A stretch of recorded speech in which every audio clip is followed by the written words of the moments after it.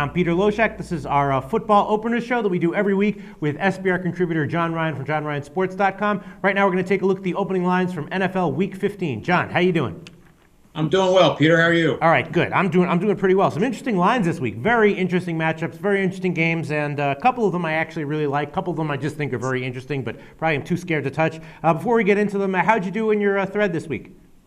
We had the first O for this year. We went no. 0 for 4, and I had, believe it or not, I had Dallas on the money line. Wow. Well, you know, you got a tough break with DeMarco Murray getting injured like that. I mean, and by the way, DeMarco Murray, I believe, is out for the year. Yeah, he has a broken ankle. So 0-4. Wow. What were your other picks? The Raiders, which was an outstanding selection. Yeah, I had them Tennessee, too. who I believe lost in the last play of the game, and Miami. This leads right into the opening lines. Now, last week, I was leaning heavily towards Philly. I had a sense, more like a gut feeling that they were a good bet there, but I didn't bet them because I really don't like to bet on gut too much. But I thought they were a good bet. They did wind up winning, and now this week, they're -3 at +11 at home against the Jets, and I'm thinking, well, actually, kind of like the over 44 a little bit more, but I'm thinking this might be, you know, whenever you see this constantly, a big hype team, they come out, they flub the first parts of the season, and then afterwards, after everyone can't believe how much they suck, then they start getting a little bit better, then they start getting to be a good bet. You think they're a good bet here, -3? They could be. I think it's too hard to tell what Philadelphia is right now. Mm-hmm. The defense played extraordinarily well yesterday, but it was against the Dolphins. Right. So you're playing a totally different caliber opponent. So the Jets are playing for something. Philadelphia still has a shot at the playoffs, but they need Tim Tebow to say a few prayers for him, I believe. Out of all the spreads, I think that Philly -3 is like the one I'm most tempted to bet, but I also like the over 44 in that one. I'll have to check the weather to make sure because it did get bet down a little bit. But what do you mean about over 44? I mean, the Jets' offense has kind of been like pretty productive, pretty good, and Philly now with Vick, they're getting done as well. Yeah, I think the over 44 is a good idea, Peter. Yeah, we'll have to check a little bit later on the week. But so how are you doing overall in your thread before we move on to the next game? Oh, we're below 60% winners now. The 10 stars are hitting 67%, and the 20 stars were 2-1. All right. So we're still hanging in there. Saturday actually was very good on the thread for the college basketball. We actually went 6-0. Ah, whoa.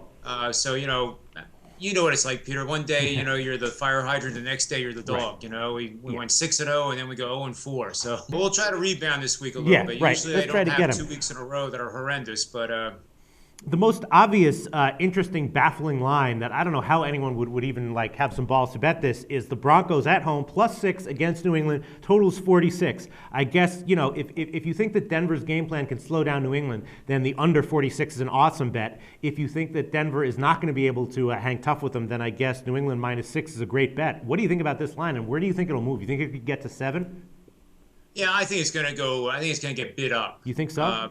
Yeah, the public right now is on New England, and the common sense mentality is that Denver can't keep doing this forever. Now they're going to be playing the best team in the AFC, at least according to my rankings. New England still has a tremendous amount to play for that #1 seed and the week off. And definitely, New England's big weakness is their secondary, and so obviously they get a huge break here playing Tebow. So yeah, I kind of would tend to pick New England here, but then again, Denver's a tough place to play. Denver's going to run their same typical game plan here, and that total of 46, that's looking pretty tempting, don't you think? Or what do you make of the total? I agree with exactly what you said with how to play the total. Right. The one factor I do think is Belichick has a history of doing real well against offenses that are a little bit exotic, and needless to say, this is exotic. Right. But Denver's been doing this now for 6 straight weeks, and he has all those game films to look at. And if there's anybody that prepares better in the NFL, I don't know of one that does. I hate that word value, but there's some good opportunity in New England, I think, here. Yes, I think there is. Yeah, 46, man, I would love to try to take that under, but I don't know, maybe Denver will try to throw the ball. Then another interesting line is the Giants -7. The Giants at home -7 against the Redskins, and the Giants haven't won a game by a touchdown or more since week 3.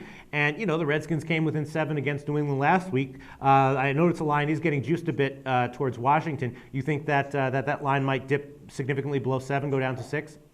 Yeah, you have the letdown factor now. You have the big Sunday comeback win. Yeah, obviously the sharp money is coming in on Washington. Right. And as we know, the sharp money hasn't been too good this year. Yeah.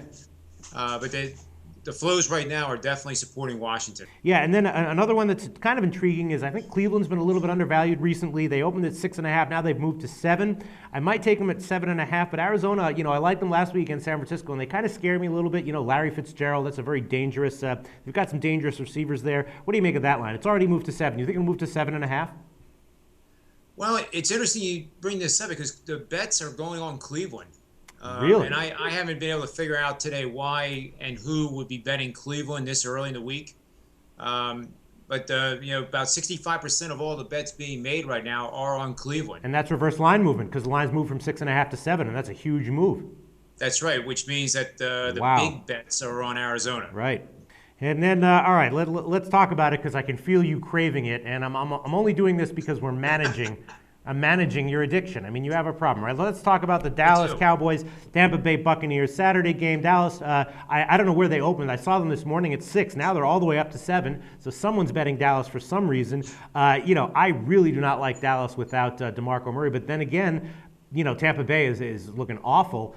I don't even know what to make of this line. What do you think? Anytime you get smoked by Jacksonville and give up 41 points to Jacksonville, with all due respect, that says a monumental amount of things about that team.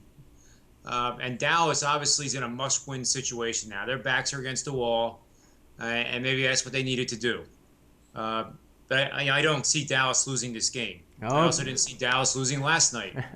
But sooner or later, I will be right with Dallas. All right. Are there any other lines that caught your eye that you think are interesting, that you think might move on the openers? Not really. I did think the Jacksonville line was a little high.